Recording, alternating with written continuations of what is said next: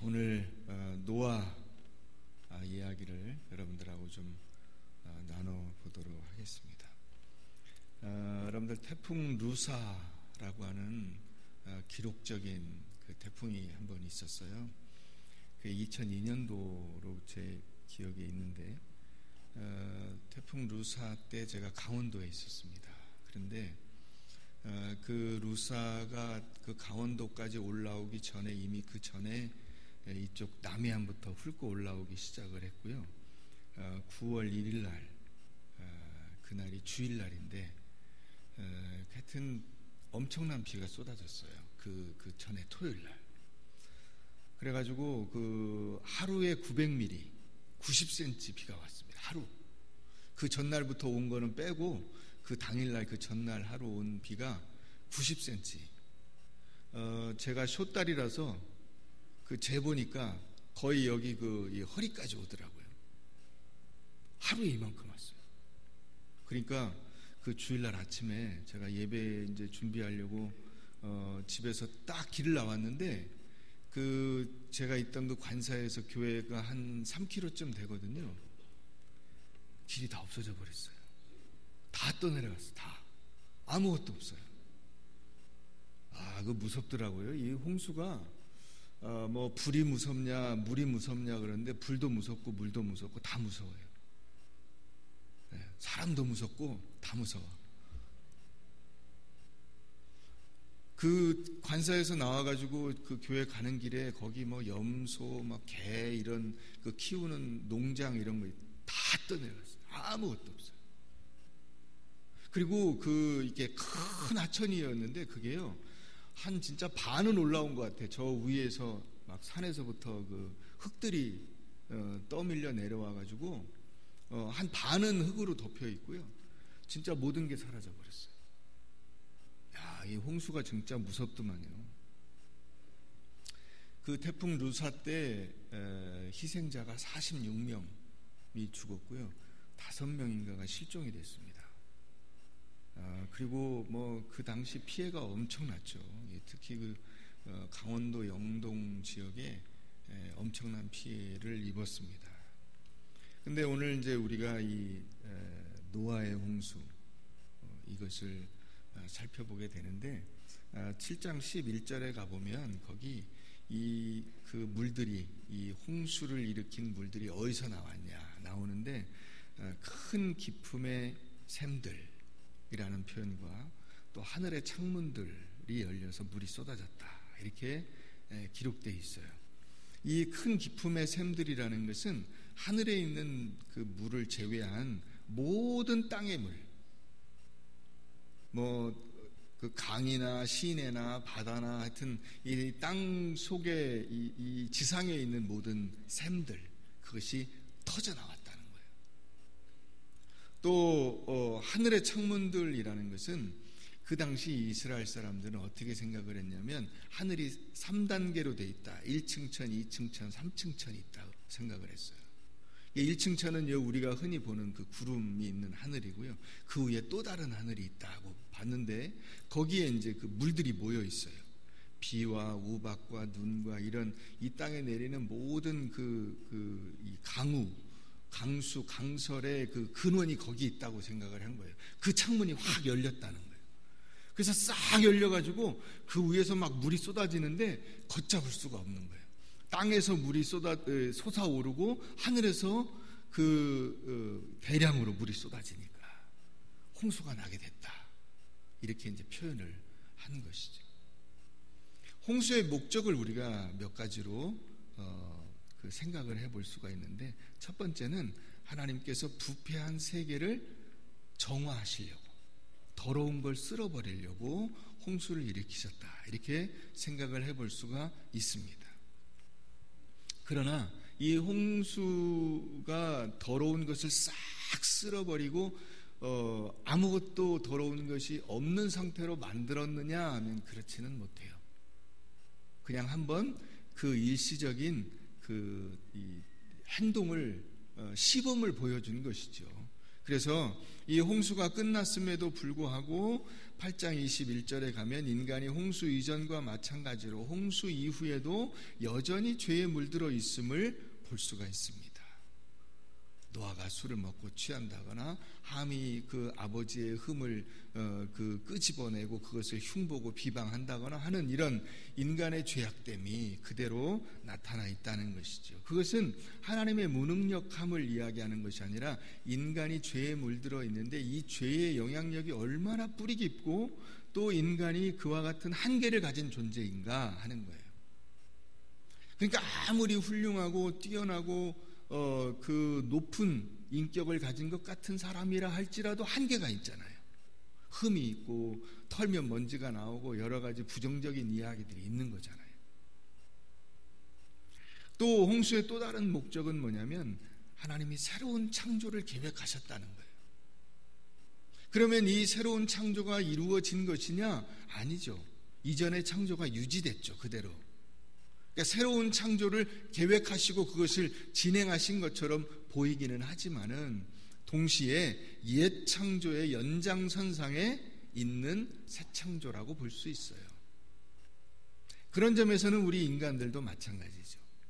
옛 창조, 하나님이 그 원죄를 가지고 이 땅에 살게 하시고 그 속에서 우리가 예수 그리스도의 그 영, 성령을 받아서 새로워지는 그런 옛 창조의 연장선상에 있는 새 창조예요. 또 이 창조, 이 홍수의 목적은 세상을 향한 하나님의 헌신을 우리에게 보여준다고 할 수 있습니다. 하나님은 세상을 심판하시지만은 동시에 그 심판하시기 전에 인간에 대한 안타까움과 슬픔을 가지고 계세요. 야, 이 인간들이 이걸 쓸어버린다는 것이 너무나 안타깝고 슬프신 것이죠. 그래서 인간을 쓸어버리고 심판하시기는 하지만 동시에 인간에 대한 사랑과 애정을 보여주고 계세요. 그 애정을 보여주신 하나님이 그 인간에 대한 사랑을 나타내신 것이 바로 노아와 그 가족들을 남겨놓으신 것이고 그들을 방주를 통해서 구원하신 것입니다. 그래서 오늘 우리가 이 노아의 홍수를 통해서 하나님께서 우리에게 나타내시고자 하는 것이 무엇이냐 하는 것을 한번 살펴보려고 합니다. 먼저 첫째로 하나님의 심판이 있다는 거예요. 한번 따라해 보겠습니다. 하나님께서 죄악된 인간을, 죄악된 세상을 심판하신다. 여러분 옛날에 어릴 때 자랄 때 그런 얘기 들어보셨어요? 여러분들이 말 안 듣고 뭐 이렇게 말썽 피우고 이러면 어릴 때 어린 아이들한테 쓰는 말이죠. 야, 저기서 망태 할아버지가 와가지고 너 확 잡아갈 거야. 근데 이 망태 할아버지가 얼마나 무서운 할아버지냐면 이 할아버지는 말 잘 안 들으면 혼내주고요. 울면은 입을 꿰매버리고요. 때를 쓰면 새장 속에 가둬버리고요. 밤늦도록 자지 않으면 올빼미로 만들어버리는 순학질 할아버지예요. 근데 이 망태 할아버지 얘기를 언제 쓰죠? 야, 정신 차려. 망태 할아버지가 와가지고 너 잡아가. 겁줄 때. 그래서 성경을 읽는 사람들 가운데 어떤 사람들이 하나님의 심판을 그렇게 이해하는 거예요. 그 새로운 망태 할아버지 얘기로 겁주려고 인간에게 야 바르게 살아라 라고 말하는 그 평범한 얘기가 잘 안 먹혀드니까 망태 할아버지가 온다, 하나님이 심판하신다, 너 안 그러면 하나님으로부터 지옥 간다, 이런 얘기를 써먹는다고 생각을 하는 거예요. 근데 여러분, 하나님께서 단순히 망태 할아버지 얘기로 여러분들을 겁주시려고 하면 방주를 짓도록 하실 필요가 없었을 거예요. 구체적인 그 방주를 지을 수치를 제시하실 필요가 없어요. 성경에는 분명한 그 방주의 사이즈와 방주의 그 수치와 그것들을 주시면서 그것을 가지고 방주를 실제로 만들도록 하셨어요. 방주를 만들게 하셨다는 것은 그 홍수가 있으리라는 것을 확실히 말씀하시는 거예요. 이게 그냥 겁주는 얘기가 아니라는 거죠. 야, 홍수 온다. 이게 그 양치기의 거짓말이 아니라는 거예요. 그래서 하나님은 진짜로 비를 내릴 것이기 때문에 그 비에서 인간이 구원받을 수 있도록 방주를 노아에게 짓도록 하시고 그 수치를 제시하시고 그대로 만들게 하시고, 그래서 노아와 가족과 그 모든 생물들이 구원을 받게 하신 것입니다. 이 노아의 홍수는 그 이후에 있을 모든 심판의 전형적인 샘플이라고 할 수가 있어요. 창세기 6장 5절 말씀에 보면 이런 말씀이 있어요. 여호와께서 사람의 죄악이 세상에 가득함과 그의 마음으로 생각하는 모든 계획이 항상 악할 뿐임을 보시고,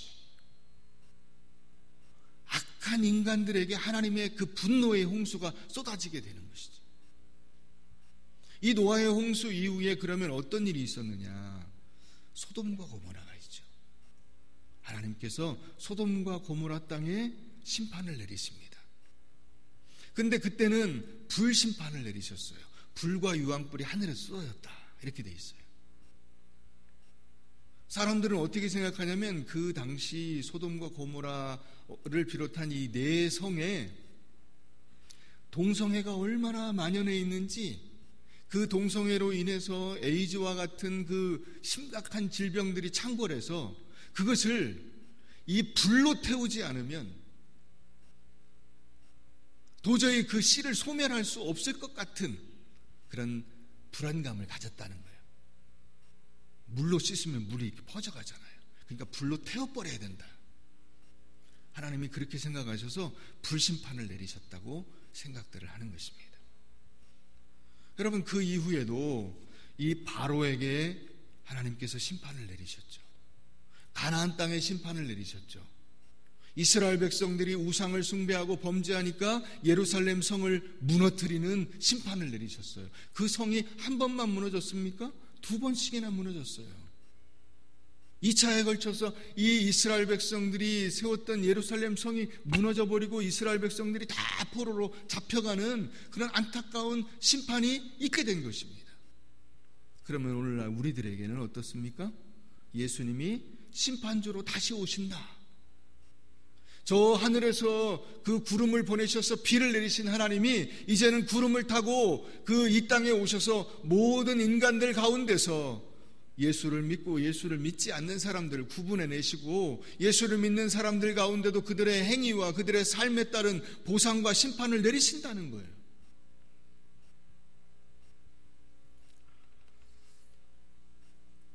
인간이 왜 심판을 받았을까? 이런 형벌을 받게 됐을까?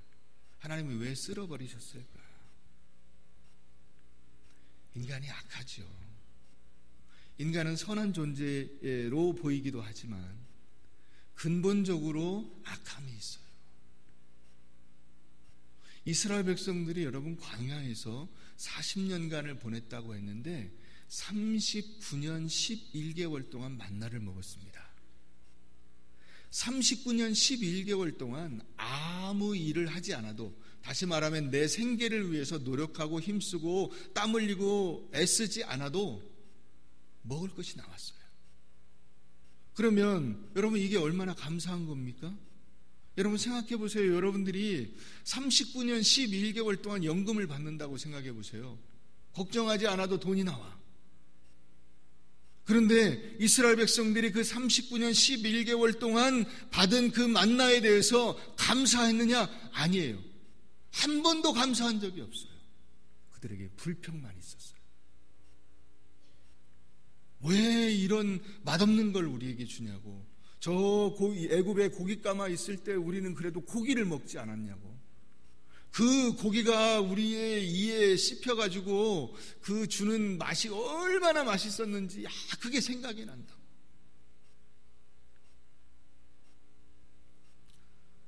여러분, 사람은 10가지 은혜를 받고도 한 가지가 서운하면 그 한 가지 때문에 하나님을 배반해요.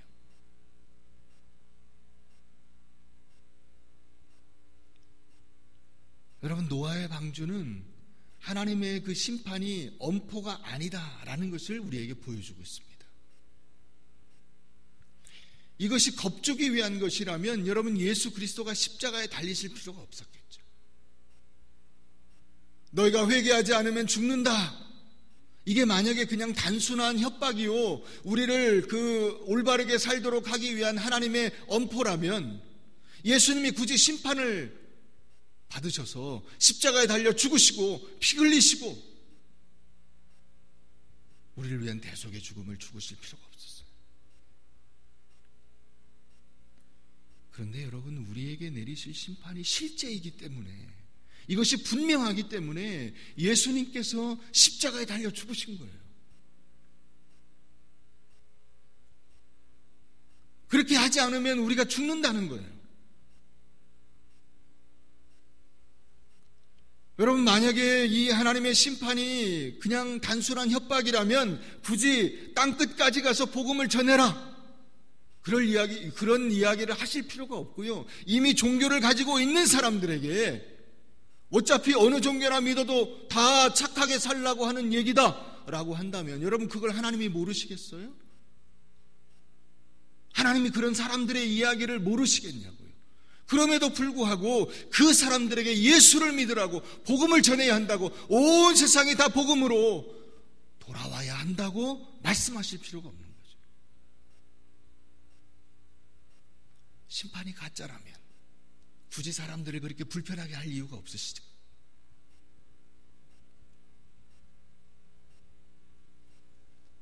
예수님은 땅끝까지 다니며 복음을 전하라고 말씀하실 때 이미 그 땅끝에 있는 사람들이 자기들이 섬기는 신이 있고 섬기는 종교가 있다는 사실을 알고 계셨음에도 불구하고 예수 그리스도를 믿고 예수 그리스도가 그들의 인생의 주인이 되지 않는 한 죽음이 다가올 것이라는 사실을 알려주시기 위해서 그와 같은 말씀을 하신 거예요. 그러니까 여러분, 우리가 예수를 믿지 않게 되면, 이 예수 그리스도의 복음에 대해서 진지하게 생각하지 않게 되면 그 사람들은 마치 어떤 사람들과 같냐면, 홍수가 닥치기 전에 이 방주를 하나님께서 지으신 의미가 무엇이냐 라는 이야기에 대해서 무시하고 무관심하고 방주에 들어가지 않는 사람과 같은 거예요. 인간이 훌륭하냐, 인간이 모자라냐, 높은 지위에 있냐, 아니면 보잘것없는 사람이냐, 그런 것이 상관이 없어요. 방주 안에 들어가면 살고 방주 밖에 있으면 죽어요. 예수 믿으면 살고 예수 믿지 않으면 죽는 거예요. 그게 유일한 기준이에요. 하나님의 심판이 있을 때 이 인간 세상의 유일한 기준은 그가 방주 안에 들어가 있느냐 아니면 방주 밖에 있느냐, 그가 예수 그리스도의 피로 의로운 인간이 되었느냐 아니면 예수 그리스도의 피가 그에게 없느냐, 둘 중에 하나예요.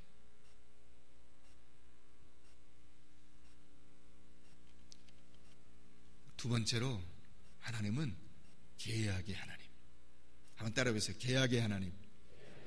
계약의 하나님. 하나님의 계약 문서는 뭐예요? 무지개.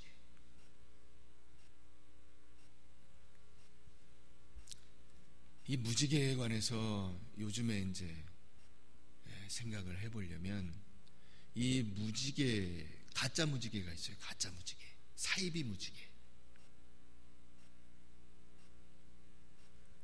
이게 뭐든지 사실 어떤 좋은 그 물건들이 나쁜 용도로 쓰게 되면 그게 악한 도구가 되는 거예요.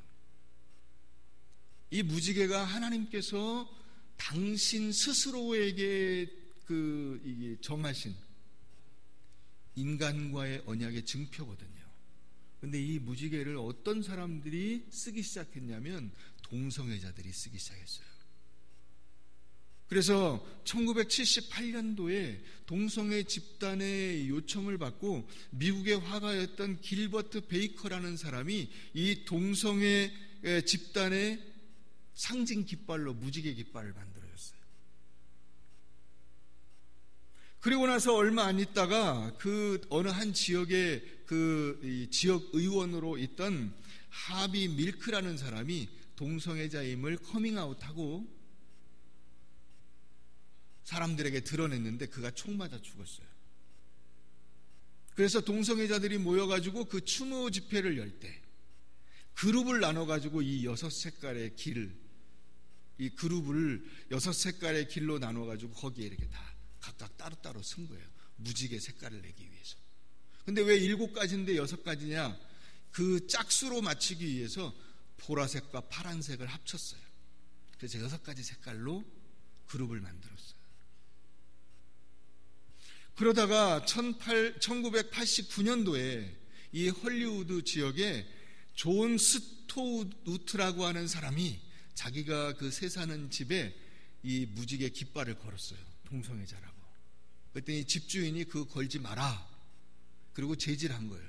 소송을 했어요. 난 걸어야 되겠다. 판사가 걸어도 된다. 이렇게 판결을 내린 다음에 동성애자들이 이 무지개 깃발을 쓰기 시작했습니다. 본격적으로. 그래서 여러분들이 이 무지개로 깃발을 만들어가지고 여러분들의 집 앞에 걸면 어떤 의미가 될까요? 그 의미예요. 그 의미.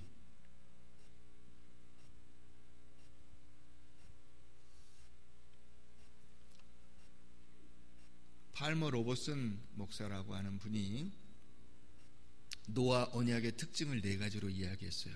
첫 번째는 노아 언약은 창조 계약과 구속 계약의 결합이다.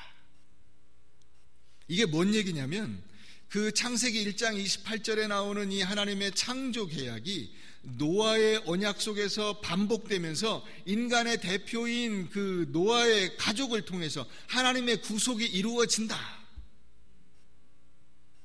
그래서 새 창조와 하나님의 구속 사역이 이 노아의 홍수 속에서 나타나게 됐다. 그런 의미가 있다는 거예요. 두 번째 특징은 뭐냐면 노아 언약은 하나님의 특별한 구원 사역을 나타낸다. 이게 뭔 말이냐? 다 죽는데 하나님이 특별히 한 사람, 한 가족을 선택해서 구원시켜 주잖아요. 그래서 특별 구원. 모든 세상의 사람들이 다 죽어도 그 중에 한 사람을 선택하셔서 여러분들이 살게 된 거예요. 이게 하나님의 특별 구원이에요. 소돔과 고모라 성이 무너지는데 그 속에 있던 롯과 그 일가족을 뽑아내 주신 거예요. 이게 하나님의 특별 구원이에요.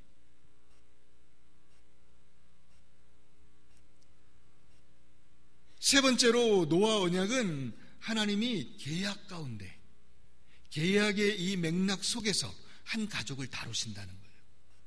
다시 말하면 하나님께서 노아와 언약을 맺으셨기 때문에 노아의 가족도 같이 구원받게 됐다는 거예요. 그래서 여러분 믿음을 가지세요. 여러분들의 남편이나 아내나 아버지나 어머니나 혹은 자식들이 예수를 믿지 않는다 하더라도 여러분들의 믿음과 신앙을 통해서 하나님이 어떤 섭리를 펼쳐가실지 알 수 없고요. 특별히 이 노아와 그 가족들을 볼 때 우리를 통해서 하나님이 하나님의 놀라우신 구원의 은혜를 여러분들의 가족들에게도 베풀어 주실 것이다 하는 것을 믿으시길 바랍니다. 6장 18절 말씀해 보니까 그래서 너와는 내가 내 언약을 세우리니 너는 내 아들들과 내 아내와 내 자부들과 함께 그 방주로 들어가고.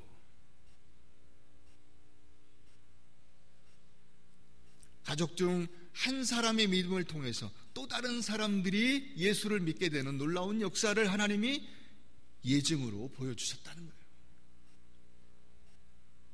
네 번째 특징은 뭐냐면 노아 언약은 보존 언약이에요. 따라해보세요. 보존 언약. 보존 언약. 왜 보존 언약이냐? 이 땅을 멸하지 않겠다. 다시 하나님의 또 다른 심판이 오기 전까지 건드리지 않아요. 그래서 하나님 스스로 이 카드 하나를 빼버렸어요. 당신께서 쓰실 수 있는 카드 하나를 빼버린 거예요. 자기의 손목을 스스로 묶어버리신 거예요.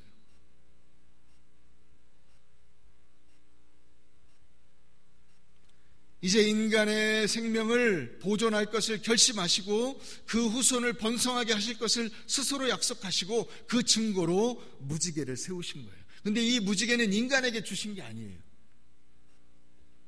하나님 스스로 당신의 권리를 제안하신 거예요. 자, 말씀 보세요. 13절 한번 가보세요. 13절. 9장 13절. 내가 내 무지개를 구름 속에 두었나니 이것이 나와 세상 사이의 언약의 증거니라. 자, 15절 가보세요. 내가 나와 너희와 및 육체를 가진 모든 생물 사이의 내 언약을 기억하리니. 자, 무지개 16절. 무지개가 구름 사이에 있으리니 내가 보고 나 하나님과 모든 육체를 가진 땅의 모든 생물 사이에 뭘 기억하리라? 영원한 언약을 기억하리라. 누가 기억하는 거예요? 하나님이. 여러분, 하나님께서 인간과 모든 계약을 맺으세요.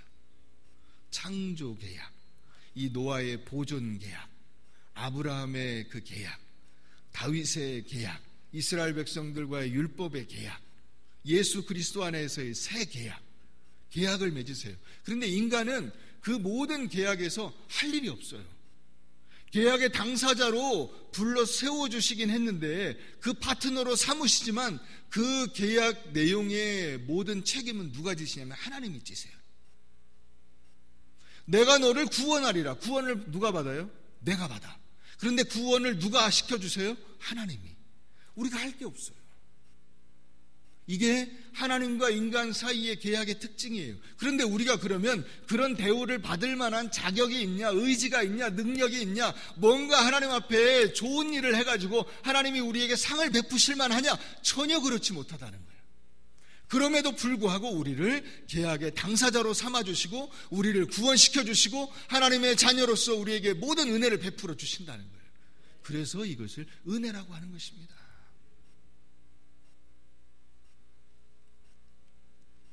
약속 이행의 책임이 오직 하나님께만 있어요. 인간은 뭐만 하면 되냐면 하나님의 말씀대로 따라가기만 하면 돼요. 이거를 우리 조상들이 옛날에 제대로 깨닫지 못했지만 비슷하게 표현했어요. 한번 따라해보세요. 굿이나 보고 떡이나 먹고.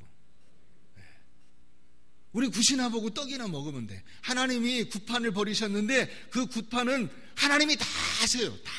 다 모든 구원의 역사, 이 보존의 역사, 하나님의 창조의 역사가 하나님께서 다 이렇게 세우시는데 우리는 그 옆에 가만히 서가지고 하나님이 시키는 대로만 하다가 떡 주면 떡만 먹으면 돼요. 얼마나 좋습니까?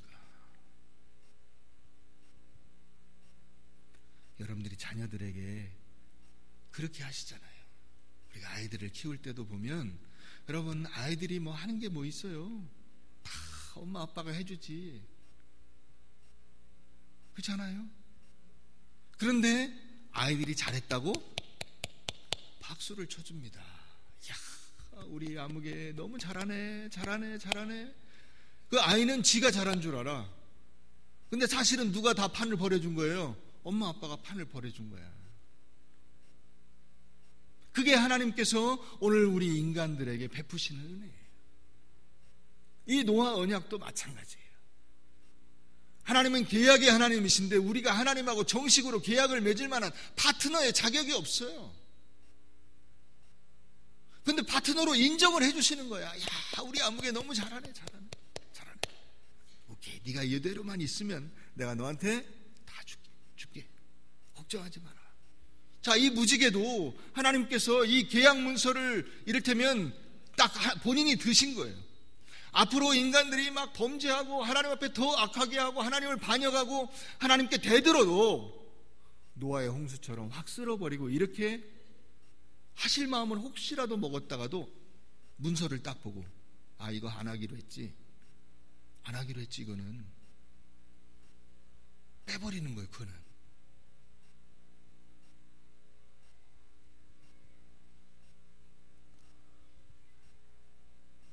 하나님께서 우리에게 베풀어 주시는 은혜. 세 번째, 그래서 여러분 나는 어떤 존재냐? 한번 따라해보세요. 나는 믿음으로 사는 새 세상의 선구자다. 여러분, 하나님께서 노아에게 방주를 지으라고 하신 목적은 딱 한 가지예요. 홍수의 목적은 아까 부패한 세상을 쓸어버리고 새로운 창조를 하시고 하나님이 인간을 사랑하시고 그랬는데, 방주를 지으라고 하신 목적은 딱 한 가지예요. 뭘까요? 노아를 구원하는 거예요. 노아가 구원받을 수 있도록 하는 거 한 가지 목적밖에 없어요. 노아와 그 가족을 구원하시기 위해서 방주를 지으라고 하신 거예요. 하나님이 세상에 예수 그리스도를 보내신 목적은 예수님을 통해서 세상을 구원하기 위함이지, 예수님을 통해서 세상을 개혁하고 세상에 좋은 이야기 해주고 열심히 살라고 하고 격려하고, 이게 아니에요. 딱 한 가지 목적밖에 없어요.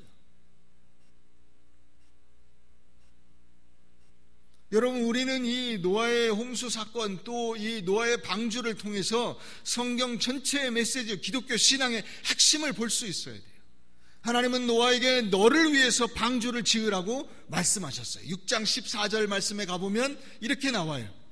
너는 고페르나무로 너를 위하여 방주를 만들되.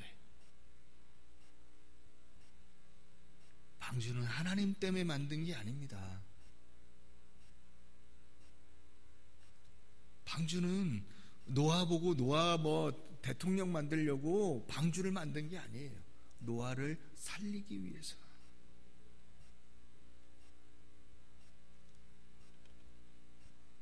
여러분, 우리가 남을 위해서 예수를 믿는 게 아닙니다. 사회 개혁을 위해서 예수를 믿는 게 아니에요. 물론 궁극적으로는 우리가 예수를 잘 믿고 말씀대로 살아서 사회도 깨끗하고 사회도 바람직한 방향으로 가면 더 좋겠지만, 그것은 첫 번째 목적이 아니에요. 첫 번째 목적은 바로 내가 예수 그리스도 안에서 구원받아 하나님의 자녀가 되고 생명을 얻는 거예요. 새 생명을 얻는 거예요. 그러니까 우리가 예수를 믿어서 남에게 도움이 되는 면이 있겠죠. 남에게 도움이 되게 살아야 되겠죠. 그러나 1차적인 최대의 수혜자는 누구냐? 우리 자신이에요. 내가 구원받기 위해서 예수를 믿는 것이지, 아내를 위해서, 남편을 위해서, 자식을 위해서, 목사를 위해서 예수를 믿어주는 게 아닙니다. 여러분들이 이 시간에 누구 때문에 오신 겁니까? 내가 하나님 앞에 예배드리러 오신 거예요. 저에게 보이기 위해서, 혹은 다른 사람들에게 내 신앙을 확인시켜 주시기 위해서 여기 온 게 아니에요. 또 그렇기 때문에 이 신앙이 나를 위한 것이라면, 여러분, 노아에게 하나님께서 방주를 지으라고 하셨을 때 노아가 만약에 저는 못합니다 그랬으면 모르지만, 방주를 짓겠습니다 했으면 하나님이 시키는 대로 방주를 지어야 돼요. 시키는 대로. 지 멋대로 지으면 안 돼.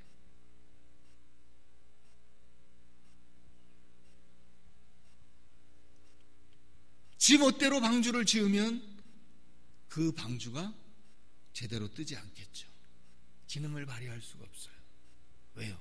하나님의 계획 속에 있는 하나님의 방주를 내 맘대로 해버리면 어떤 일이 벌어지겠습니까? 가라앉는 거죠. 신앙생활도 마찬가지예요. 우리가 예수를 안 믿기로 했으면 모르지만은, 예수를 믿기로 했으면 말씀대로 해야 되고요. 예수를 믿기로 했으면 여러분, 이 말씀을 가지고 지도하는 목사의 지도를 따라야 돼요. 그렇지 않고 내 방법대로, 내 방식대로,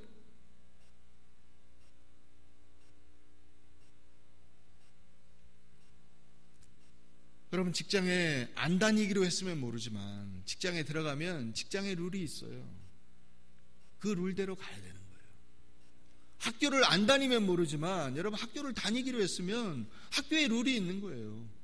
그 선생님의 지도를 따라야 되는 거예요.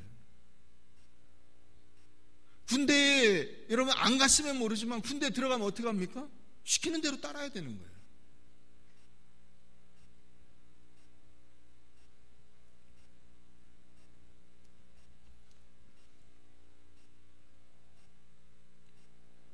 그러니까 우리가 예수를 믿으면 내가 복을 받는 것이고, 예수를 믿지 않으면 최대의 피해자는 나 자신이 되는 것이고, 또 내가 기왕 예수를 믿으려면 말씀대로 순종해서 살아야 돼. 그래야 내게 복이 되는 것이지, 예수를 믿는다고 하면서 내 맘대로 살면 내게 아무런 효능이 없고, 또 그 복이 없을 뿐만 아니라 오히려 그 신앙을 망치게 되는 것입니다. 그래서 예수님께서 바리새인과 율법사들을, 서기관들을 비판하신 게 바로 그거예요. 지들 마음대로 한다는 거예요. 하나님의 뜻도 모르면서.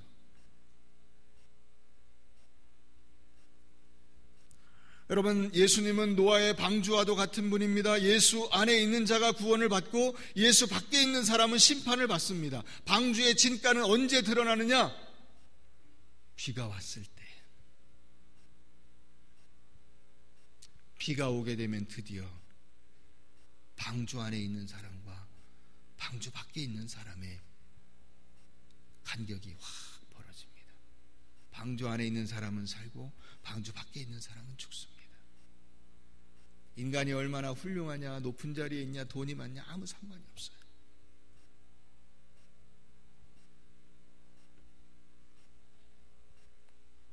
사랑하는 여러분, 저희 아버지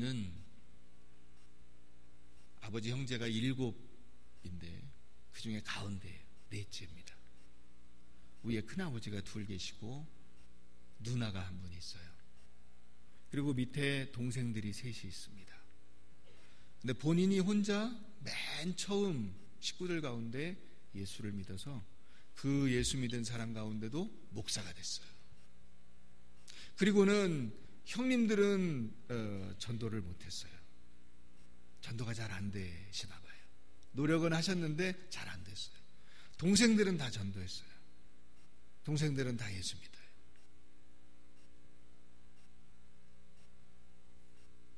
믿음의 신대륙.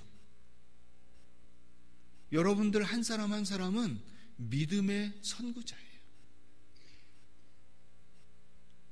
저희 처가도 마찬가지예요. 저희 장모님이 처음 예수 믿어서 온 가족을 다 구원받게 하고, 심지어는 일가 친지들까지 전부 다 구원받게 하고, 지금 처가는 그 장인 장모부터 밑에 그 손자 증손자까지 다 예수 믿어요. 한 사람도 빠짐없이. 믿음의 신대륙. 여러분들이 선구자예요. 3.1절도 지나갔는데 일송정 푸른솔은 늙어 갔어도 선구자예요.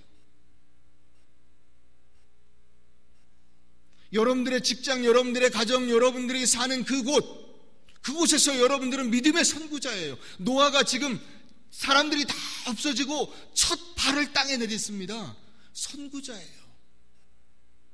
새로운 세상의 첫 번째 믿음을 가진 사람이에요. 신대륙을 발견한 콜럼부스라고 하는 사람이 그런 얘기를 했어요. 우리가 희망하는 땅을 마음에 확실히 품고 있으면 풍랑은 싸워서 이길 수 있다. 명언입니다. 여러분, 우리가 바라보는 그 믿음의 땅을 바라보고 있으면 이 세상의 모든 풍파, 어려움들은 얼마든지 싸워서 이길 수 있고, 싸워서 이길 수 있는 힘과 능력을 하나님이 우리에게 주시는 거예요. 문제는 내가 누구냐 하는 거예요. 내가 누구냐? 나는 지금 이 시대의 노아예요. 하나님께서 이 방주를 통해서 우리를 구원해 내시고 우리에게 새 길을 걸어갈 수 있도록 우리에게 신대륙을 주신 거예요. 고린도후서 5장 17절 말씀해 보니까 그런즉 누구든지 그리스도 안에 있으면 새로운 피조물이라 이전 것은 지나갔으니 보라 새 것이 되었도다. 나는 하나님의 신대륙이요 하나님의 새 땅인 것입니다. 하나님은 새로운 생명을 부여받은 우리들에게 갈 길을 알지 못하고 방황하는 우리들에게 어느 길로 가야 할지를 가르쳐 주셨어요. 그게 바로 예수 그리스도예요. 그래서 예수님이 나는 곧 내가 곧 길이요 진리요 생명이니 I'm the way, the way. 그 길이에요, 그 길. 꼭 가야 할 길. 반드시 이 길로 가지 않으면 안 되는 길. 가면 승리의 길, 가면 복받는 길, 생명의 길. 그 길을 우리에게 주신 거예요.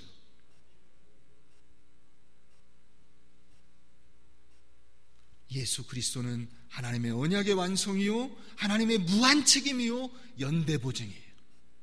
우리는 그 연대보증을 선 예수 그리스도를 통해서 구원받고 영원한 생명을 얻게 되는 것입니다. 사랑하는 성도 여러분, 여러분들의 삶의 현장 속에 노아임을 기억하십시오. 구원의 방주를 통해서 구원받은 사람들이에요. 그러므로 새 땅 여러분들의 가정, 새 땅 여러분들의 직장, 새 땅 여러분들의 공동체, 새 땅 여러분들의 일가 친지들과 만날 때 그 신대륙을 개척하는 마음으로 열어가십시오. 그 땅을 열어가십시오. 예수 그리스도를 통해서.